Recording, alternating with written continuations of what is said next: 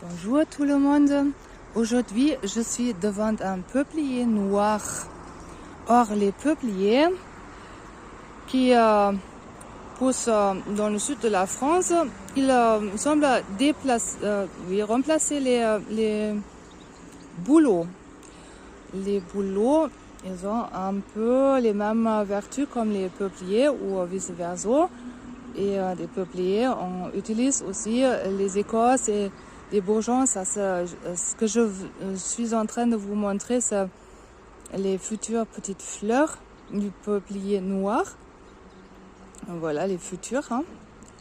Parce que en fait, on ne les voit pas sur cet arbre, mais sur l'arbre de côté que je ne peux pas pour l'instant montrer. Voilà, parce qu'il y a trop de monde. Maintenant, ce peuplier, on peut bien le confondre avec le bouleau, parce que déjà, regardez les feuilles, c'est presque les mêmes. Oups, voilà, presque. Les feuilles varient en forme un peu. Les peupliers, il y a plusieurs variétés de peupliers. Ils appartiennent tous à la même famille que le saule. Ils ont donc aussi les mêmes vertus médicinales, bien sûr avec certaines nuances. Après, l'écorce, il est quand même un peu... Oui, il est noir, comme on dit, peuplier noir. L'écorce, il est noir et un peu crevassé en bas. Mais attention, vers le haut. Et c'est pour ça qu'on peut le confondre avec le bouleau. Vers le haut. Hop, je zoome. J'essaie de vous le montrer. Sinon, il faut que vous me le croyiez. Je vais essayer de faire des photos, vous émettre des photos. C'est peut-être mieux à chaque fois. On a des difficultés de montrer comme ça. Vers le haut. Ça devient blanchâtre. Voilà, ça devient blanchâtre. On peut vraiment penser que il s'agit d'un bouleau. Ben non, c'est un peuplier. une variété d'un peuplier. Et je vais vous montrer aussi, soit par vidéo, soit par photo d'autres variétés de peupliers, parce que ici il y en a 4 au moins qui poussent de ces variétés. Voilà, comme c'est la famille des saules, on peut utiliser les jeunes. C'est court, on peut rien faire avec une caméra là, comme ça, portable.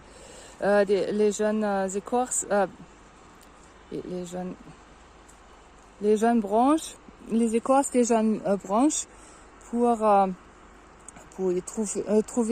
faire des teintures mères. On peut aussi prendre les bourgeons pour en faire des teintures mères, et on peut aussi utiliser les feuilles pour en faire du thé. Voilà, qu'est-ce que ça donne? Ça a un effet d'aspirine, donc c'est antiplaquettaire sanguin, c'est anti-inflammatoire. En même temps, bien sûr, c'est antibactérien, antiseptique. Encore plus, je vais vous émettre quand même. Je vais vous écrire tout ça aussi, comme d'habitude. Parce que je vous montre encore la particularité de cette espèce de saule. C'est la même famille, c'est la famille des salicacées, mais c'est pas un saule, c'est un peuplier.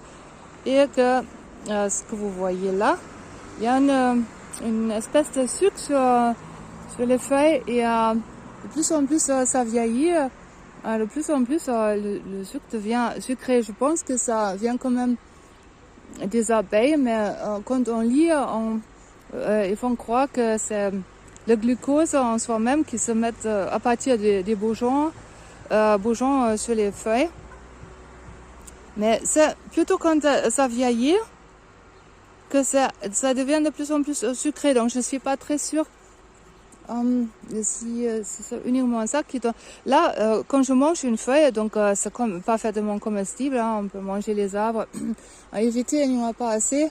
Et on ne sent pas trop le sucre, mais une fois que il y a la floraison, il y a les abeilles, et ben j'ai l'impression que eux ils perdent leur truc là, donc c'est tout simplement très délicieux de sucer une des feuilles ou d'en faire des thés parce qu'on a une espèce un peu poivré, un peu amer et un peu sucré, c'est délicieux. Donc c'est diurétique, donc c'est un détox, un véritable détox. Et je peux vous garantir que ça marche si vous avez besoin de faire une petite cure de détox. C'est vraiment diurétique et vous savez bien tout ce qui est diurétique, ça aide à éliminer les acidités et ça améliore la constitution des articulations, etc.